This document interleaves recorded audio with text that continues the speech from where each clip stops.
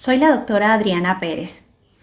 La disfagia es la dificultad que existe en cualquier parte del proceso desde el momento en que la persona se alimenta a través de la boca hasta llegar el alimento hacia el estómago. Pero para poder conocer acerca de la disfagia necesitamos saber del proceso que conlleva la deglución normal. Son 3 fases que conllevan la deglución: la fase oral, la fase faríngea y la fase esofágica. A su vez, ellas tienen diferentes tipos de acciones que se dan en cada una de ellas. La fase oral tiene la fase oral, que es la fase preparatoria oral, y luego está la fase oral propiamente dicha. ¿En qué consiste? La fase preparatoria oral es aquella que involucra la recepción del alimento y la contención en la cavidad oral. En el momento en que se produce esa contención, aparece la fase oral propiamente dicha, que se inicia con el proceso de masticación, la formación del bolo y la transferencia de ese bolo alimenticio desde la boca hacia la faringe. En ese momento de esa transferencia debe desencadenarse el reflejo deglutorio, conocido también como disparo deglutorio, a nivel cuando el alimento toca precisamente los pilares anteriores, se desencadena y aparece la fase refleja de la deglución, que es la fase faríngea. En la fase faríngea hay 5 procesos importantes. El primero es que se cierra el velo del paladar, se produce como una barrera para que evite que el alimento regurgite hacia la nariz. Entonces está la fase donde hay un cierre del velo del paladar.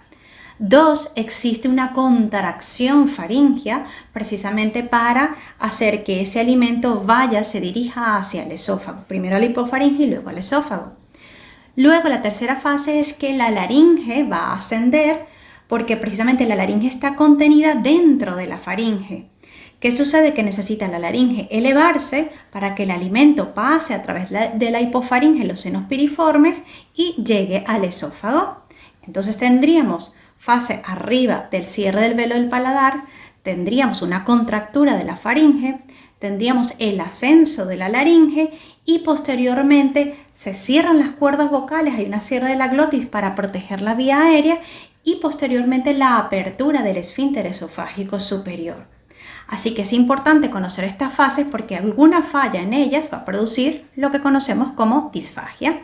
Y luego viene la fase esofágica, en el momento que ya el alimento entró al esófago, ya atravesó el esfínter esofágico superior, viene una onda primaria que lleva el alimento hacia abajo, hacia el estómago, una onda secundaria, una onda peristáltica que va a ayudar a terminar de limpiar ese esófago, y luego hay conocidas unas ondas terciarias, pero que realmente no entran fisiológicamente dentro de este proceso.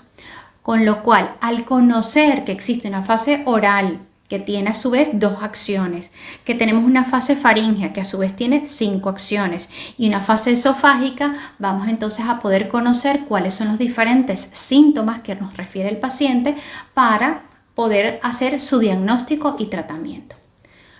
Necesitamos además conocer que existen nervios craneales que son los que ejecutan estos diferentes procesos.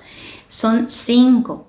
Es el nervio, el quinto nervio o el trigémino, tenemos el séptimo nervio o nervio facial, tenemos el noveno nervio o el glosofaringio, tenemos el 10º nervio o el nervio vago y tenemos el 12º nervio o nervio hipogloso. Desde el momento en que el alimento o las bebidas llegan a los labios, esa sensibilidad de los labios, viene la información a través del quinto par craneal, a través del trigémino. Sin embargo, la contracción del orbicular de los labios y la contención del alimento viene dado por el séptimo par, por el nervio facial. Una vez en la boca, vamos a decir, la masticación también viene dado por el quinto par craneal y posteriormente el uso de la lengua, del velo del paladar. Tenemos entonces no solamente este quinto que ya habíamos utilizado, sino tenemos el séptimo par y posteriormente tenemos el 12º o nervio hipogloso. ¿Cuál va a ser el nervio que termina desencadenando el reflejo para que pasemos a la fase refleja de la deglución o el reflejo deglutorio? El noveno par, el glosofaringio. Y una vez en la faringe tenemos entonces el noveno par y tenemos además tenemos el décimo o el nervio vago, que va entonces a actuar a nivel de la laringe desde el punto de vista tanto sensitivo como motor, y posteriormente viene el paso hacia el esfínter esofágico superior, también por ramas que vienen del décimo par. Con lo cual aquí tenemos entonces 5 nervios que son importantes. ¿Cuándo entonces necesitamos hacer una valoración, vamos a decir, de la deglución? Porque necesitamos ver qué tipo de disfagia y saber qué tratamiento podemos nosotros aplicar. Cuando desde, por ejemplo, el paciente se sale la saliva, o sea, se babea, o cuando el paciente al recibir el alimento se sale de la boca, o cuando el paciente no es capaz de contener el alimento en la boca, o cuando el paciente recibe bien el alimento, es capaz de contenerlo, pero no es capaz de formar el bolo para tragarlo, o luego el paciente llega a formar el bolo, pero no es capaz de llevarlo hacia la faringe. Luego en la faringe, si sale el alimento a través de las fosas nasales o el líquido, luego si el alimento al quedarse allí produce tos, que la persona cuando va a tragar, sea sólido o sea líquidos, produce dificultad y genera tos al tragar, y puede haber una tos que se genera mientras se está masticando o antes de tragar, una tos cuando traga o una tos después que traga. Son 3 síntomas, vamos a decir, a pesar de que es la misma tos, pero que significan diferentes áreas que pueden estar afectadas. Así que la tos, esa voz gangosa al momento de ingerir algún tipo de alimento, el ahogo, ese tipo de síntomas indican que algo está produciendo un fallo en la deglución, por lo cual está produciéndose una disfagia. Y finalmente, hay pacientes que sienten que se ha quedado el alimento a nivel del esófago, que sienten que se atoran o que sienten que el alimento regurgita nuevamente hacia la boca una vez masticado.